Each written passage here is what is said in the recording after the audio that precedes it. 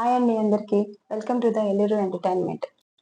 ఈరోజు వీడియో వచ్చేసి ఆంధ్రప్రదేశ్లోనే పంచారామాలుగా ప్రసిద్ధి చెందిన 5 పుణ్యక్షేత్రాల్లో ఒకటి పాలకొల్లు క్షీరరామలింగేశ్వర స్వామి దేవాలయం.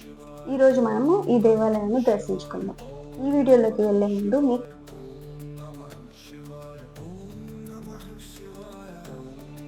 లైక్ అండ్ షేర్, సబ్స్క్రైబ్ చేయండి. మరి ఇంకెందుకు ఆలస్యం, వీడియోలోకి వెళ్ళిపోదాం. ఆంధ్రప్రదేశ్లోనే పంచారామాలుగా ప్రసిద్ధి చెందిన 5 పుణ్యక్షేత్రాల్లో ఒకటి పశ్చిమ గోదావరి జిల్లా పాలకొల్లులో ఉంది. దీనినే క్షీరరామలింగేశ్వర స్వామి దేవాలయం అంటారు.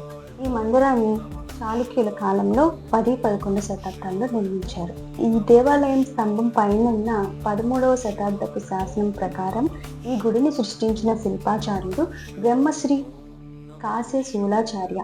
ఈ గుడి గోపురం 9వ అంతస్తులతో 125 అడుగుల ఎత్తుతో దర్శనమిస్తుంది. దీనికి కొద్ది దూరంలో ఒక చెరువు ఉంది. గోపుర నిర్మాణ సమయంలో ఒక్కొక్క అంతస్తు నిర్మితమైన తర్వాత దాని చుట్టూ మట్టిని పోస్తూ దానిపై రాకపోకలతో 2వ అంతస్తు నిర్మాణం చేసేవారట. ఆ విధంగా మట్టి తీయగా ఏర్పడినదే ఆంధ్రప్రదేశ్లో ఎత్తైన చోళ రాజుల శిల్ప కళారీతులను అద్భుతంగా చూపే గోపురాల్లో ఇది ఒకటి.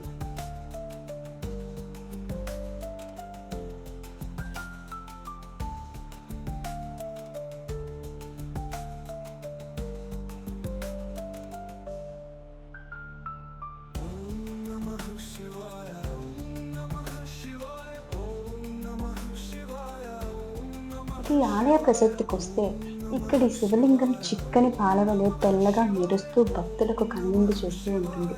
శ్రీ మహావిష్ణువుచే శివలింగం ప్రతిష్ఠించబడిన ఈ పుణ్యక్షేత్రానికి విష్ణుమూర్తి క్షేత్రపాలకుడు ఆది శంకరాచార్యుడు ఈ క్షేత్రాన్ని దర్శించి శ్రీచక్రం ప్రతిష్ఠించాడు.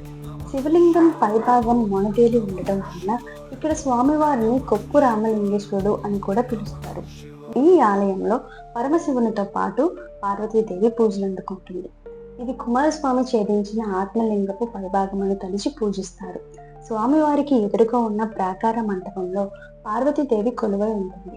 ఆ ప్రక్కనే సుబ్రహ్మణ్య స్వామి ఆలయం, రుణహర గణపతి ఆలయాలు కనిపిస్తాయి.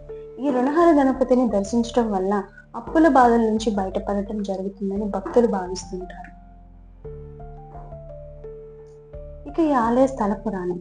పూర్వం ఉపమన్యుడు అనే శివభక్తుడైన బాలకుడి కోసం శివుడు తన త్రిశూలంతో నేలపై గుచ్చగా అక్కడి నుంచి పాలదారులు పొర్లాయని, ఈ కారణంగానే ఈ ప్రాంతానికి క్షీరపురి, పాలకొలను ఉపమన్యపురంగా ప్రసిద్ధి చెందినట్లు స్థల పురాణం చెబుతుంది.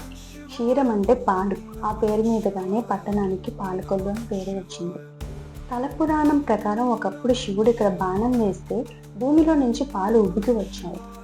పాలకొలను పూర్వం క్షీరపురి, ఉపమన్యపురం, పాలకొలను అని పిలిచేవారు. ప్రతిరోజు చేయబడే అభిషేక క్షీరంతో ఈ చెరువు నిండిపోయి పాలకొలను అని పేరున పిలువబడుతూ ఆ ప్రాంతముకు కూడా వర్తించి ఉండవచ్చని ఒక కథనం. ఇది ఫ్రెండ్స్ ఈరోజు వీడియో. ఈ వీడియో మీకు నచ్చినట్లయితే లైక్ అండ్ షేర్, సబ్స్క్రైబ్ చేయడం మర్చిపోవద్దు. Please support us. మళ్ళీ నెక్స్ట్ వీడియోలో కలుసుకుందాం.